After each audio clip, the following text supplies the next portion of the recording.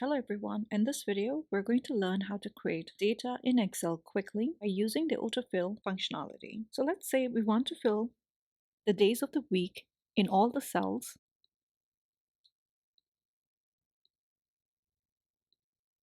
Starting from A. To do so, first in cell A1, let's type the first day of the week. We're going to highlight cell A1, and when we see the plus sign at the lower right corner, we're going to drag it all the way to the right and let go.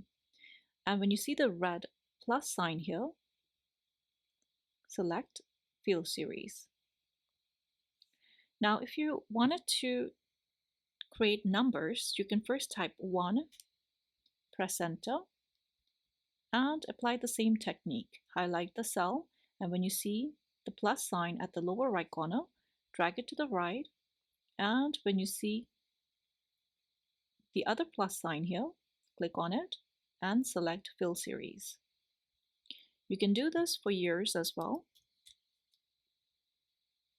Drag it to the right, let go, and click on the plus sign here and select Fill Series. Now let's say you want to create decreasing series of numbers. So let's type in next, select the two cells and drag to the right. By doing so, Excel understands that you're looking for decreasing series.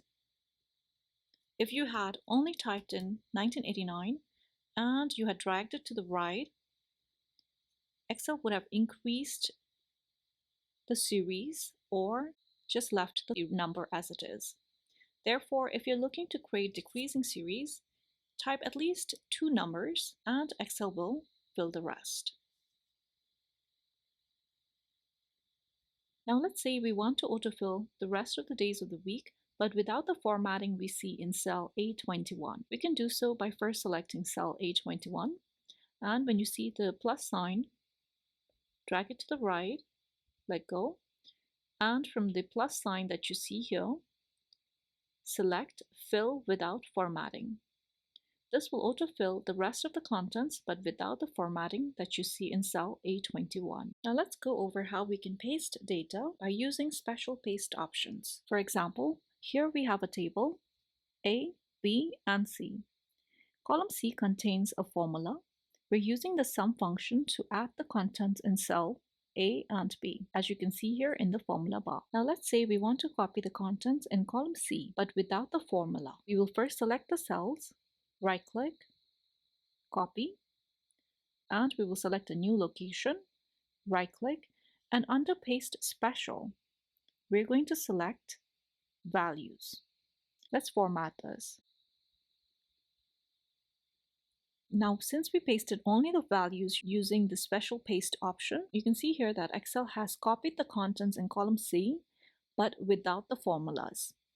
We can see the formulas existing in column C, but we do not see the formulas in the new column. Now, what if we want to apply the same formatting that we see in the column header in column C to the column header in column F? In order to do that, we're going to select the formatting or the title C here, right-click, copy, and we're going to select the new cell where we want to paste the formatting, right-click, and under the Paste Special option, we are going to select Formatting. By doing so, Excel has quickly copied the style that we see in cell C1 to the cell in F1. Now let's say we want to transpose the data. Transposing the data basically switches it from columns to rows, or you can switch from rows to columns. So first, let's copy the content that we want to transpose.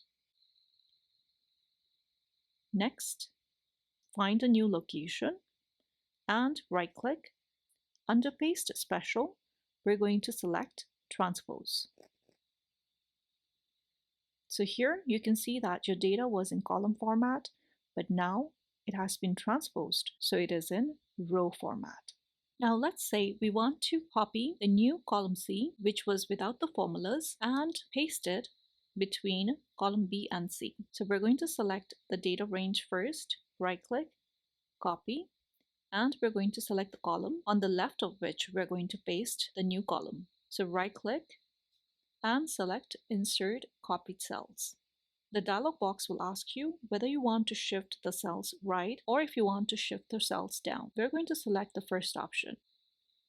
By doing so, Excel has shifted the existing column C towards the right so that we can insert the new column to the left. In order to insert and delete multiple columns or rows in Excel, we can do either one of the following. Select the column that you would like to delete, and under the Home tab, in the Cells group, click on Delete and select Delete Sheet Columns. If you would like to insert new columns, you can again click on the Home tab and on the right-hand side, click on Insert, Insert Sheet Columns. If you would like to insert a new row, select a location first and again click on Insert, Insert Sheet Rows. So it adds a new cell above the existing cell. Now let's say you want to delete the third row. First, select the row and then click on Delete, Delete Table Rows. Be careful when you're clicking here. Do not delete the whole sheet. Another way to insert a column is first select the column, right-click, and click on Insert. And if you want to insert a new row, first select the row and right-click, click on Insert.